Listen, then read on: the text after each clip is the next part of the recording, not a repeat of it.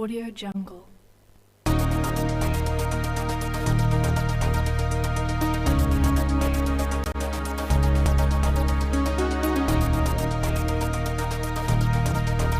Jungle.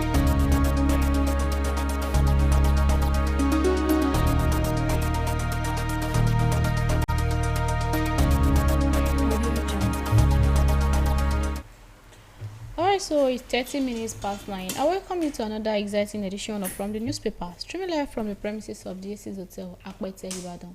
Good morning to you all listening to MFM 97.3, where we set the agenda and project the truth. And don't forget you can watch us live on Facebook at MFM 97.3, and as you're watching us, do well to like, comment, and share. Moreover, don't forget this program is in form of 3 segments. The first segment is the weather forecast reports of 3 major cities in Nigeria: the Federal Capital Territory, Abuja, the commercial city of Lagos, and the vibrant city of Ibadan, where we are streaming live from. Where the second segment on the show is the headlines making round of Nigerian newspaper, and as usual, let's bring 4 newspaper to you every morning: the Punch newspaper, the Vanguard newspaper, the Guardian newspaper, and Nigerian Tribune. Where the last segment of the show is the details to the headlines. My name is SHAQEEROH AKINYEMI.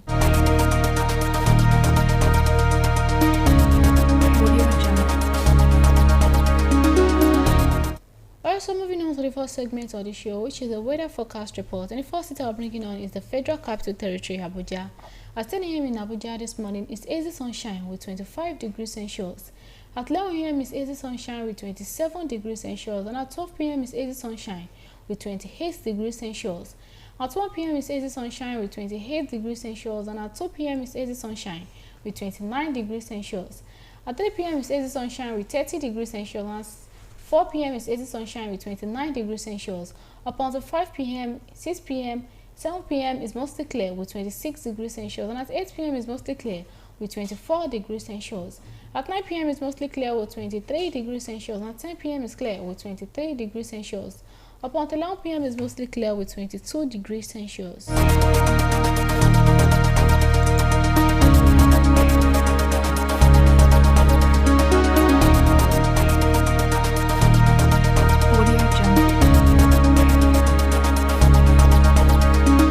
At 10 a.m. in the commercial city of Lagos is partly sunny with 28 degrees Celsius. At 11 a.m. is mostly sunny with 30 degrees Celsius, and at 12 p.m. is mostly cloudy with 30 degrees Celsius. At 1 p.m. is mostly sunny with 31 degrees Celsius, and at 2 p.m. is partly sunny with 31 degrees Celsius. At 3 p.m. is mostly cloudy with 30 degrees Celsius, and at 4 p.m. is mostly cloudy with 30 degrees Celsius. At 5 p.m. is partly sunny with 30 degrees Celsius, and at 6 p.m. is mostly sunny with 29 degrees Celsius. At 7 p.m. is clear with 29 degrees Celsius, and at 8 p.m. is clear with 28 degrees Celsius. At 9 p.m. is clear with 29 degrees Celsius, and at 10 p.m. is clear with 28 degrees Celsius. Up until 11 p.m. is clear with 28 degrees Celsius.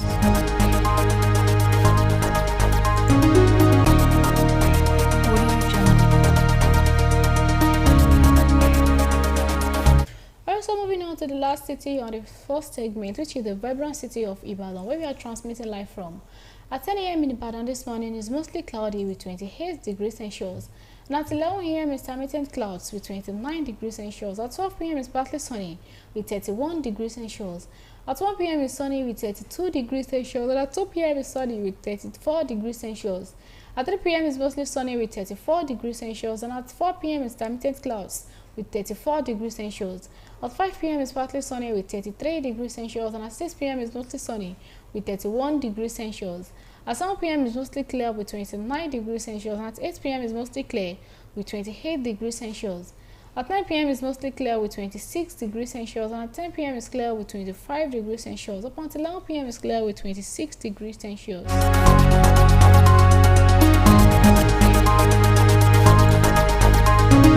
Audio Jungle.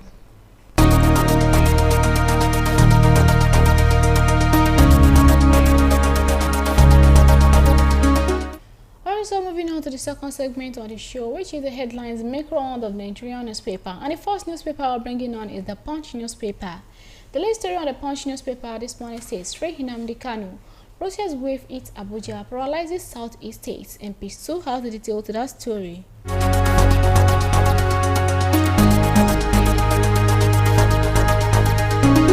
Audio Jungle.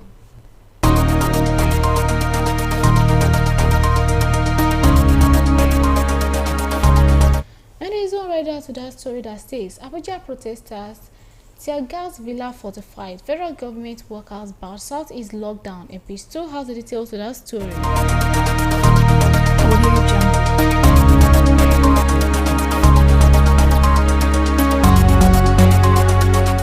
And above the line of the Punch newspaper this morning says Labour gives federal government 4 weeks to end varsity crisis. And page 2 has the details to that story.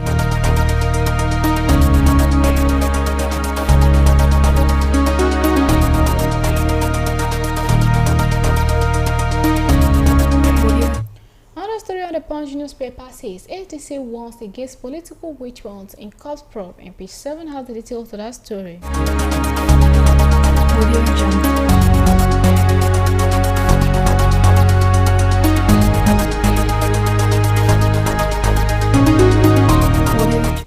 National Assembly mocks Army commander, soldiers killed by Bono terrorists. And page 3 has the details to that story. Audio Jungle.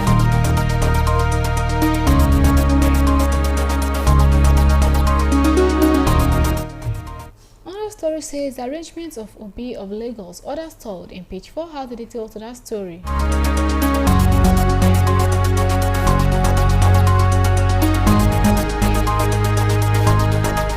And the last story on the Punch newspaper says Osinobi honored by family. Glad media grant at 70th birthday Thanksgiving. And page 40 has the details to that story. Audio Jungle.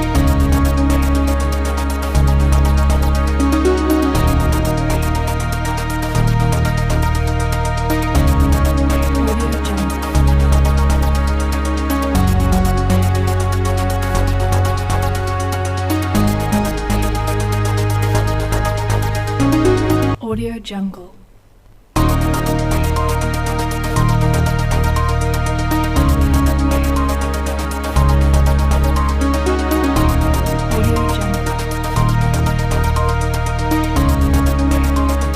Also moving on to the second newspaper, which is the Vanguard newspaper. And the latest story on the Vanguard newspaper says Nnamdi Kanu, Abuja grounded as security men tear gas protesters. And page 5 has the detail to that story.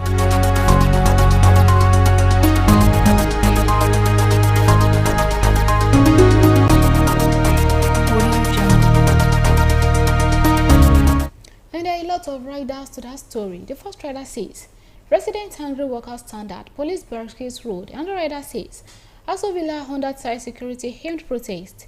Police arrest Kanu's lawyer's brother. And the rider says, Notch condemn assault, arrest of journalists, demand replacement of damaged tools. And the rider says, Force headquarters defends use of tear gas to disperse protesters. And the rider says, Sanction Ejimako for role in protest, presidency tax legal regulatory bodies.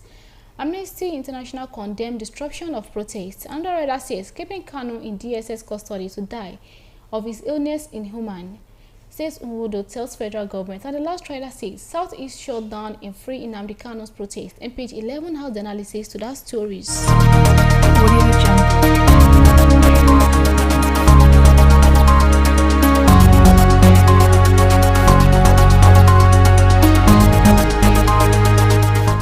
Another story on the Vanguard newspaper says Nigeria's net domestic credit dropped by 12.8% to 98.97 trillion naira. And page 19 has the details to that story. Audio Jungle.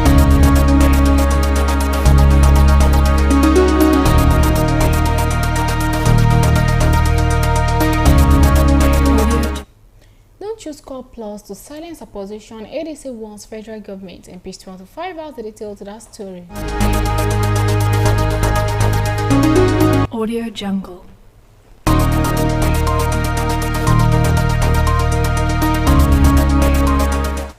We are shouting no hurry. EFCC recovered 500 billion naira in 2 years, says Tinubu. And page 9 has the details to that story.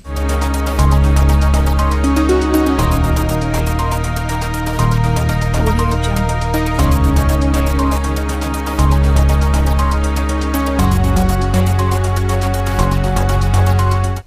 Alright, still on the Vanguard newspaper, under story says, Emami faults usage of Buhari kingdom by non-Itiskiri monarchy, and page 14 has a detail to that story.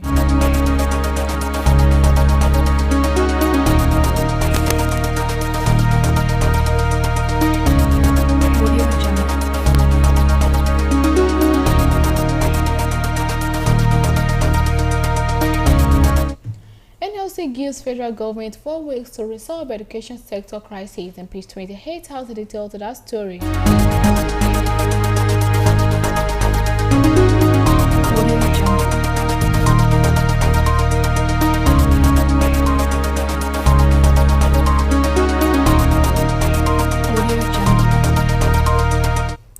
And it's already out to that story that says no pay, no work as ASU, SSANU, NASO holders unite for action, and page 28 has the detail to that story.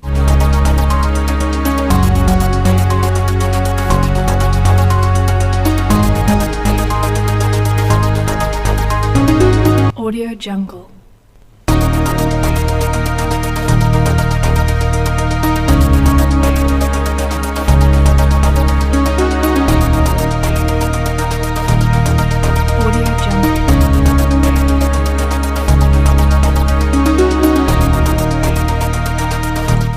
So moving on to the Guardian newspaper. The lead story on the Guardian newspaper says, Free Nnamdi Kanu. Charles as police dispels Abuja protesters, Southeast shut down for Kanu, and page 6 has the detail to that story. Audio Jungle.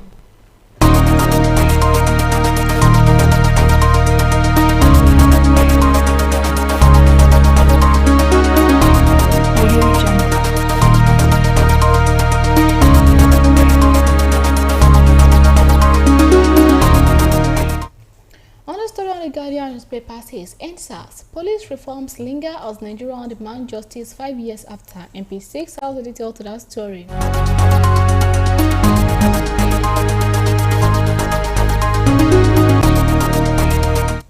Teenager arrested for allegedly removing sister's height for money ritual, and page 8 has the detail to that story.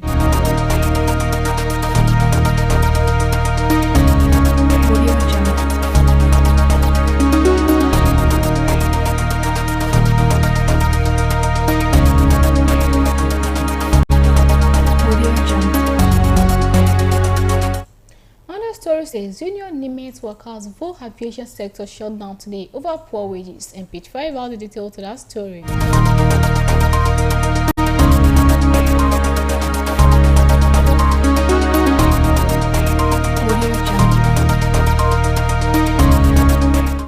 No strike loans as 30 days ultimatum to federal government enter final week, and page 30 has the detail to that story.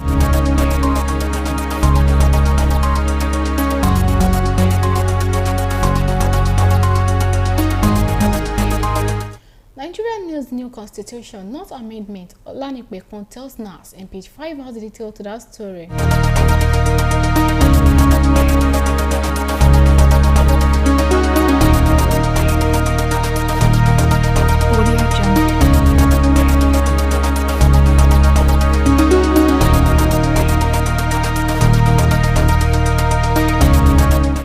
Resolve disputes with ASU of face nationwide strike. NLC warns federal government, and page 5 has the detail to that story. Audio Jungle.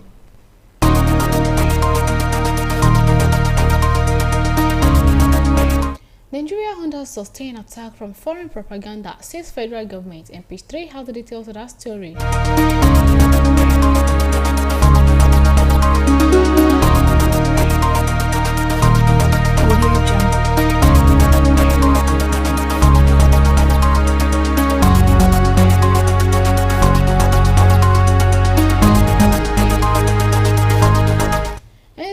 The Guardian newspaper says, sustained momentum, Tinubu tells judge as EFCC nets 500 billion naira, convict 7,000, and page 5 has the detail to that story.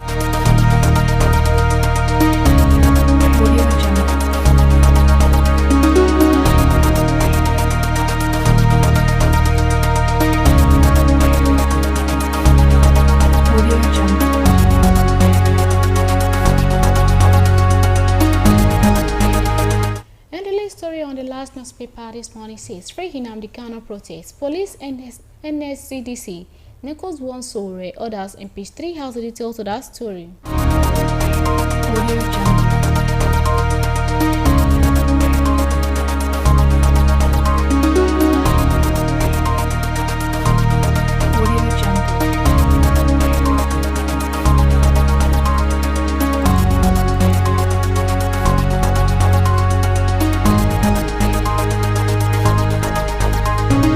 Audio Jungle.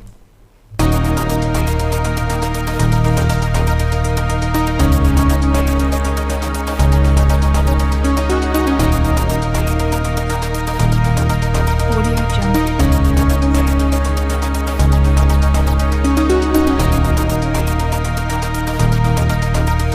Also, we have come to the end of the second segment. Before we divert into the last segment, let's go on a break. Stay tuned, I'll be right back.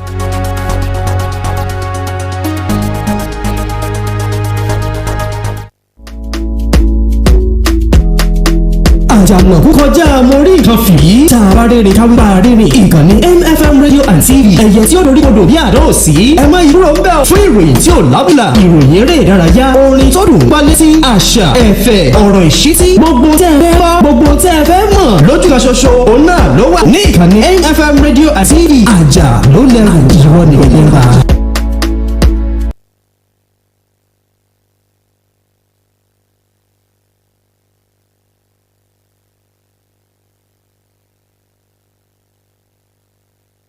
ọ̀tọ̀ ni gbogbo ọ̀yà ni ó mọ̀ pera rẹ̀ lódù bó bá jẹ́ níbi tí kábánira mọ́tò láti òkè òkun tàbí ó fẹ́ ra ojúlówó mọ́tò ilé tí ó já lálòpẹ́ iléeṣẹ́ mọ́tò Onabis Automobile òní oyè àkànṣí eléyìí tó kalẹ̀ sí kìlómítà 8 Old Ife Road àdójúkọ ilé ìtajà àgbàlódé Brent sọ́ọ̀mì nílẹ̀ Ìbàdàn bóyá ẹ̀yin fẹ́ ra mọ́tò tàbí ẹ fẹ́ gbé mọ́tò ránṣẹ́ láti ilẹ̀ òkèrè sórílẹ̀-èdè wa Nàìjíríà kódà orí ọ̀fẹ́ wà láti bá yín ṣe àmójútó láti bá yín ṣe àyẹ̀wò sí mọ́tò yín iléeṣẹ́ Onabis Automobile òun gẹ́gẹ́ ni mò ń pè níyẹn o ẹ̀rọ ìbánisọ̀rọ̀ wọn ni 0803 371 0636 0803 371 0636 Onabis Automobile boom boom boom boom boom boom.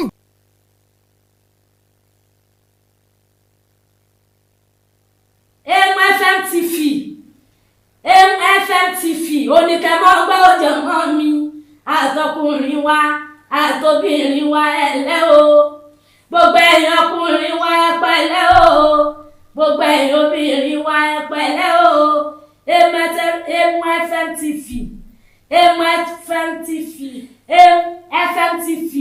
oníkẹ́mọ́ gbọ́ o ẹ̀yin ọkùnrin wa ẹ pẹ̀lẹ́ o MFM TV oníkẹ́mọ́ gbọ́ oníkẹ́mọ́ wò lórí Instagram lórí Facebook oníkẹ́mọ́ gbọ́ òjòmọ́ mi ẹ wá wo oríṣẹ́nu ọ̀pálábá ẹ wá wo rẹ̀ ti ṣe láwùjọ òjò gbogbo ìkànnà gbé wá dẹ̀ gbogbo eré ládùnládùn gbogbo tó lóyin tó bá ronú tó pàrònú tì MFM TV oníkẹ́mọ́ gbọ́ olólùfẹ́ mi ẹ̀yọ́ rẹ̀ wá ọkọ sọ fún ìyàwó rẹ̀ MFM TV oníkẹ́mọ́ gbọ́ ẹnikẹ́mọ́ gbọ́ ọ̀jọ̀gbọ́n mi MFM TV.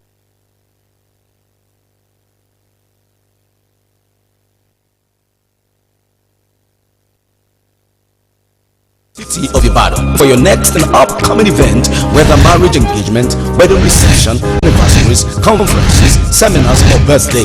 The Ace Hotels and Conference Center is affordable and fully equipped with all imaginable ultra-modern facilities for your total convenience without headache, security, power, environment, parking space, and royal service by their staff. All roads lead to the Aces Hotel and Conference Center today at number 2.5 Ijokodo Akbete Akufo Road at Kere, Ibadan.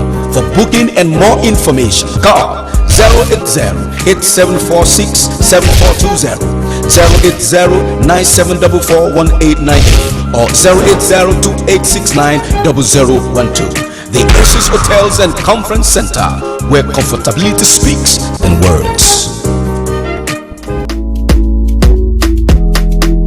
àjànàkú kọjá mo rí nǹkan fìrí tààrà rẹ̀ káwí bá rẹ̀ ní ìkànnì MFM radio and TV ẹ̀yẹ tí ó dorí kodò bí àdó òsì ẹ má ìdúró ń bẹ̀ fún ìròyìn tí ò lábùlà ìròyìn eré ìdárayá orin tó dùn pálí sí àṣà ẹ̀fẹ̀ ọ̀rọ̀ ìṣítí gbogbo tẹ́ ẹ fẹ́ gbọ́ gbogbo tẹ́ ẹ fẹ́ mọ̀ lójú kan ṣoṣo òun náà ló wà ní ìkànnì MFM radio and TV àjà ló lẹ́rù ìwọ ni òun bá.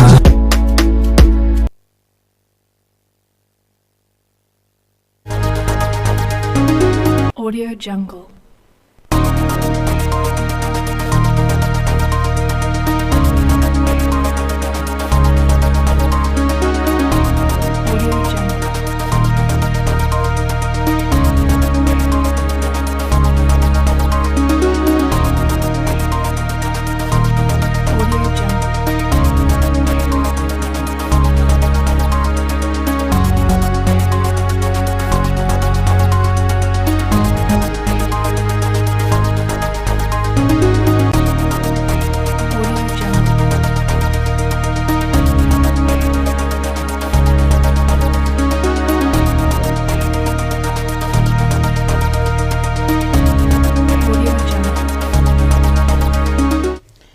Welcome back to the show. It's still from the newspaper. Don't forget you can watch us live on Facebook at MFM 97.3 and as you're watching us, do well to like, comment and share. We are now in the last segment of From the Newspaper, which is the details to the headlines. As first story bringing on this morning says, protest waves hit Abuja, paralyzes Southeast State. A coordinated wave of protests demanding a release of the detained leaders of the indigenous people of Biafra in Nnamdi Kanu swept through the Federal Capital Territory and Southeast State on Monday, disrupting commercial activities and grounding transportation. Monday's demonstration, convened by the activists of the former president candidate Omoyele Sowore, leader of the Revolution Now movement, also triggered heavy development on security personnel around key government facilities, including 3 arms zones, home to the AKINYEMI Presidential Villa, the National Assembly, and the Supreme Court. In Abuja, dozens of protesters were forcibly dispersed by the security personnel who prevented the crowd from advancing toward the villa. Access roads around the 3 armed zones were also cordoned off. The federal civil servants were temporarily barred by the Continental Minister for the several hours. The diversion caused a widespread traffic disruption around the Federal Capital Territory. At the villa, armed vehicles, soldiers, and personnel of multiple security agencies cornered off the premises and major roads across the central business areas. The Punch observed that Yakubu Gowon Crescent, Asoroko leading into the premises, was barricaded by the Toyota Hilux van and armored personnel carriers were positioned at the entrance and exits. A security personnel told the Punch correspondent that the increased development was to ward off protesters. At 6 a.m. on Monday, combined teams of soldiers, police officers, and operatives of the Department of State Service are taking up position at the strategic locations, sealing off access roads to the 3 armed zones.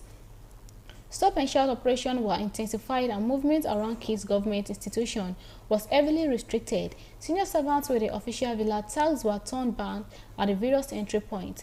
Those on foot were allowed to walk through the blockade while these driving were asked to reroute. The lockdown leads to service gridlock of the thousands of commuters from Iyaya, Karu, Maraba, and the massacre who were delayed for the hours on their ways to work. Reports say similar blockage was reported on the Dust-Barony axis and Airport Road, with the activists warning civil servants to seek alternative routes. Security patrol were also intensified around Eagle Square, the Federal Secretariat, and the National Assembly Complex, where anti-route police and armored personnel carriers were stationed to prevent possible coverage by protesters.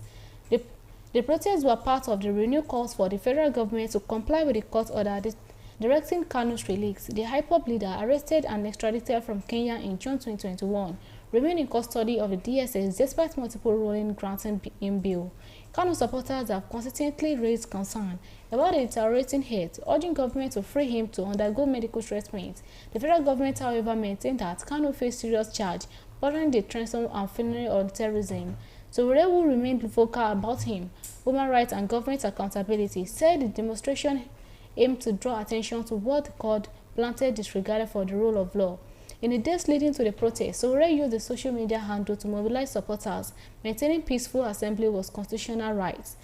He said the rally would be non-violent and urged the police to protect and to intimidate protesters. However, security agency has expressed concern that the protest could escalate into unrest around sensitive government zones.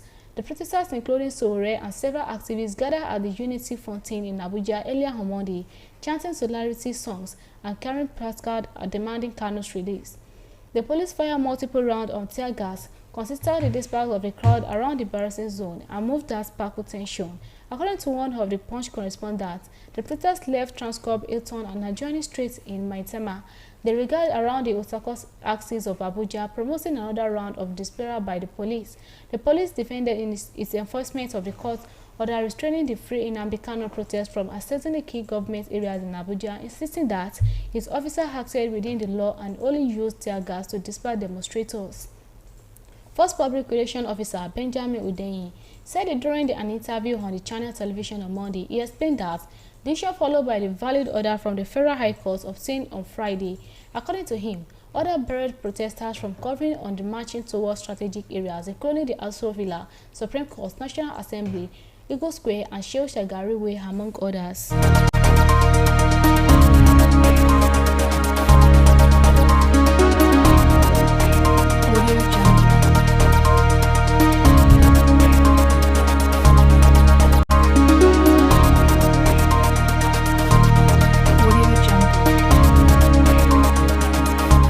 Suspend constitutional amendment, seek referendum, Olanipekun tells federal government. A former president of the Nigeria Bar Association, Chief Wale Olanipekun San, has called the National Assembly to suspend further amendments to the 1999 constitution of the country.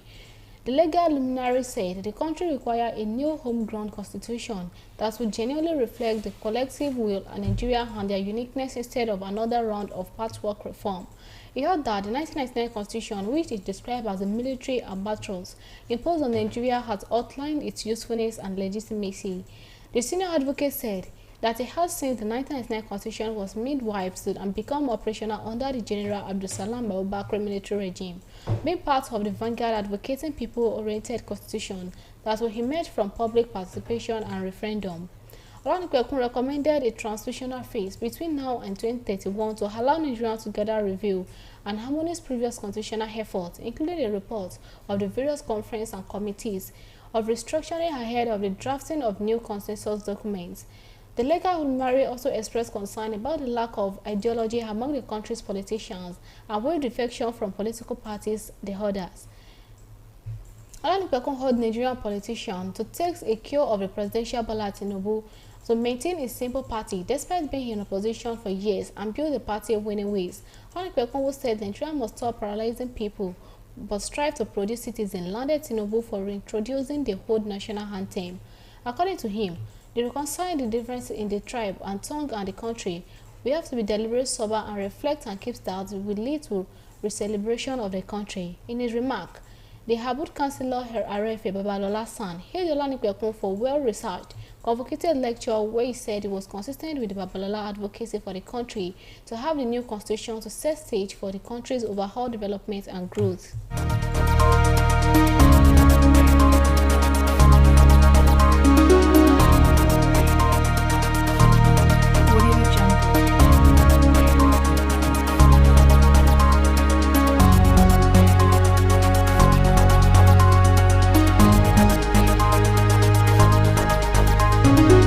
Audio Jungle.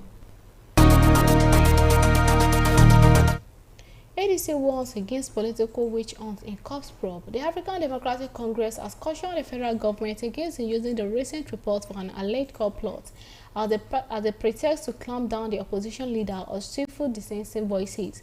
In a statement issued on Monday, the party's National Publicity Secretary, Bolaji Abdullah, warned that any attempt to exploit the rumors coup for political gain would endanger Nigeria's democracy and fundamental freedoms. The warning followed report that the Defense Intelligence Agency has arrested several military officers from the rank of captain to brigadier general over alleged secret meetings to overthrow President Bola Tinubu administration.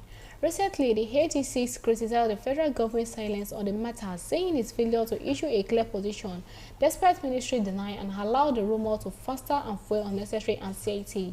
Reaffirming its commitment to democratic value, the ADC declared they are not resolving the opposition to dictatorship of any form, whether military or civilian, where they support the legitimate action to defend the constitution and democracy. They strongly oppose any ploy by the government to intimidate lawful voice under the guise of national security.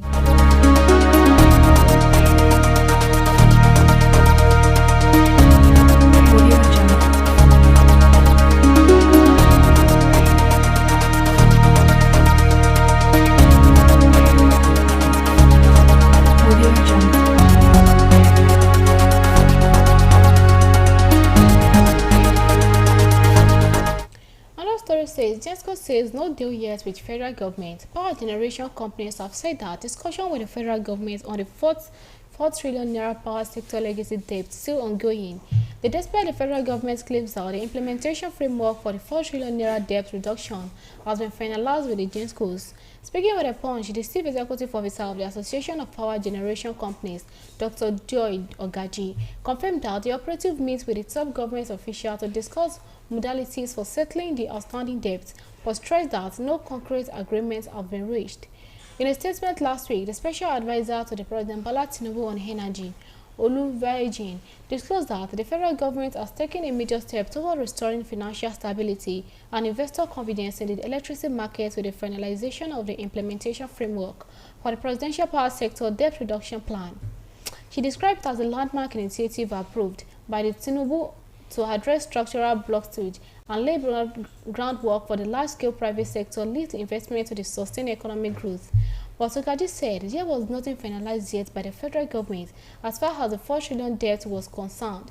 The Minister of Work, Adebayo Adelabu, has earlier announced the federal government and approved 4 trillion naira bond on the deferment of the legacy debt.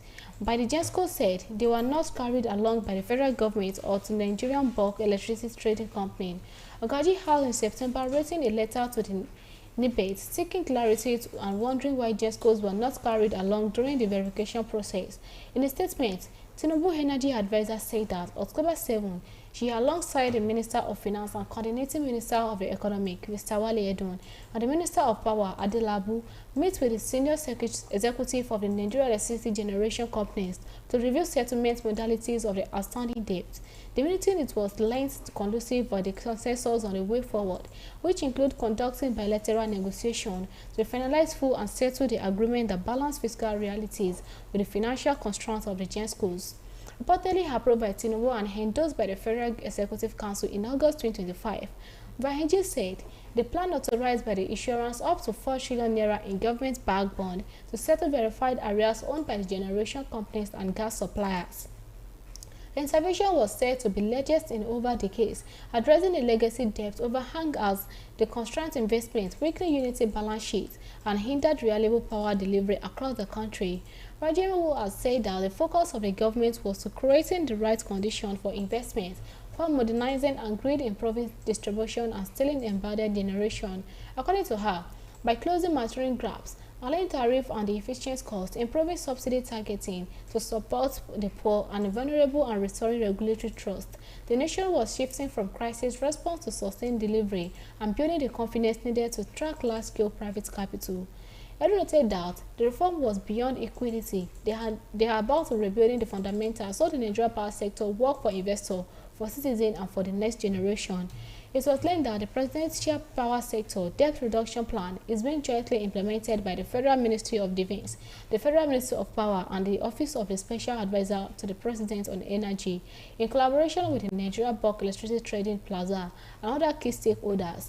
Despite this assurance, GENSCOs remain cautious in citing that the implementation details are still under discussion.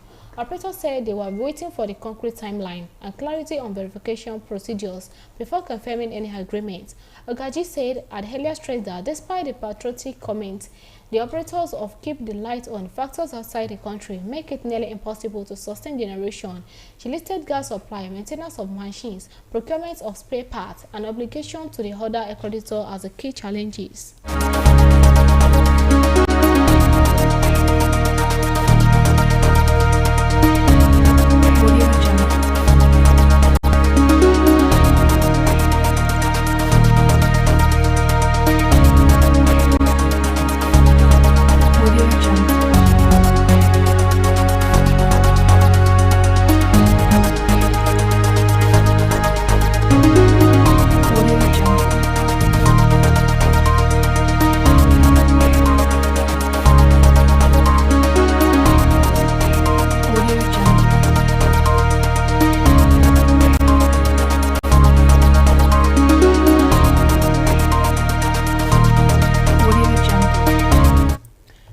story says Labour gives federal government 4 weeks to end varsity crisis. The academic staff union of the universities and Nigerian Labour Congress have united in a move to find the lasting solution to the inconsistent stability in academic calendar of universities in the country. This is the NLC issued a 4-week ultimatum to the government to conclude a negotiation with all academic and non-academic unions in higher institutions of learning. The NLC on Monday met with the leadership of the Academic Staff Union of Universities, Senior Staff Association of Nigerian Universities, College of Education's Academic Staff Union, Academic Staff Union of Polytechnics, Senior Staff Association of Nigerian Polytechnics, among others, over the ongoing strike in universities and other concerns raised by the workers in tertiary institutions nationwide. The NLC has invited all union leaders across various tertiary institutions of learning nationwide to the meeting in order to find lasting solutions to issue still for failed negotiation with the federal government. The Nigerian higher education system has been faced with the chaotic instability, with the latest leading to closure of universities nationwide due to the ongoing strike by ASU. Record that ASU National President Professor Charles Powana announced the strike at a press briefing at the University of Abuja on Sunday, following the expiry of 14 days ultimatum issued to the government on September 28. The union cited unresolved issues relating to the staff welfare, infrastructure, salaries arrears, and the implementation of 2009 ASU FNG agreement. Negotiation in recent weeks failed to the advert industrial action. Education Minister Tunji Alausa said 2 weeks ago the talk had reached the final phase, noting that the government has released 50 billion naira for hen academic allowance and allocated 150 billion naira in the 2025 budget for the needs of assessment to be disbursed into installments. However, ASU rejected these measures as insufficient. The union is demanding full implementation of 2009 agreement released for 3.5 months with withheld salaries, sustainable funding of universities, protecting against victimization payments of outstanding promotion and salary arrears, and release of withheld deduction of cooperative and union contributions. Briefing the journalists at the end of the meeting, the national president of NLC, Joy Hajero, said they have decided to give the federal government 4 weeks to conclude all negotiation in its sector. They have started talk with ASU, but the problem is in sector goes beyond ASU.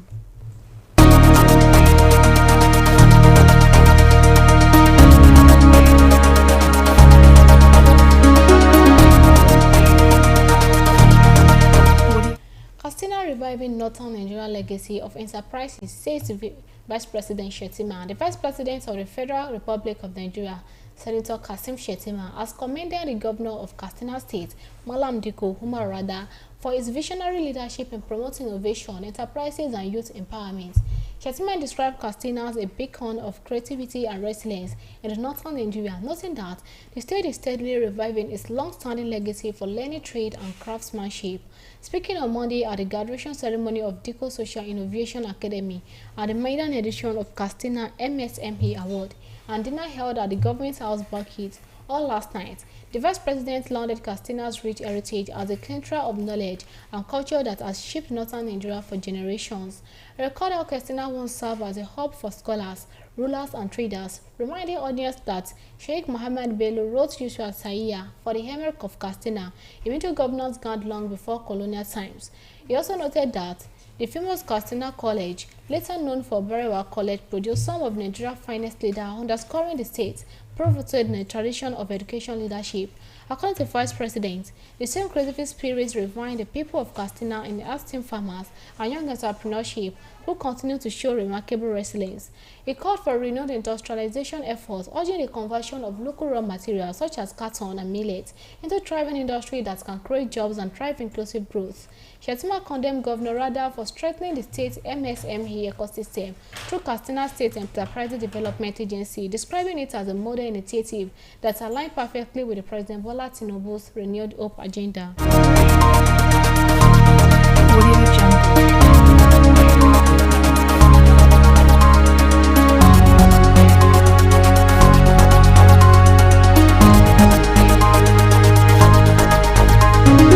Audio Jungle.